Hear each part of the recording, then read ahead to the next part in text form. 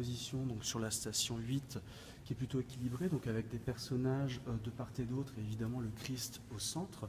Et puis si on passe à la station 9 juste à côté, on va se rendre compte que les personnages sont tous un petit peu ramassés sur la droite et qu'il y a une différence assez flagrante sur ce plan-là. C'est-à-dire que le Christ est au sol parce que c'est la troisième chute, mais l'absence de personnages sur la droite peut signaler une interrogation sur comment on compose finalement.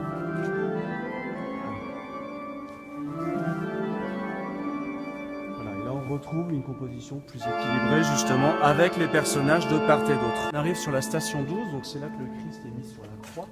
Et on a une petite particularité, c'est que quand le restaurateur Patrick Buty du Poiret-sur-Vie a fait la restauration il y a quelques années, il a remis au jour une partie qui était complètement oubliée, qui avait été repeinte, c'est-à-dire ce larron qui est crucifié, qui n'apparaissait plus depuis déjà des décennies. Alors on ne sait pas exactement si ce larron était masqué dès l'origine ou s'il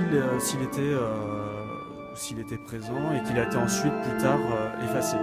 Ce qui est intéressant, c'est qu'on se rend compte dans les autres chemins de croix de l'atelier de Lucien Chauvet, on a une forte présence de ce larron, du moins sur les compositions horizontales, le larron va être présent, là où ici il avait disparu. C'est une des particularités qui peut nous montrer qu'il y a pu avoir des hésitations dans la réalisation définitive du chemin de croix, et ça nous montre que ce chemin de croix également n'est pas forcément une œuvre définitive, elle a connu beaucoup de variations au fil du temps.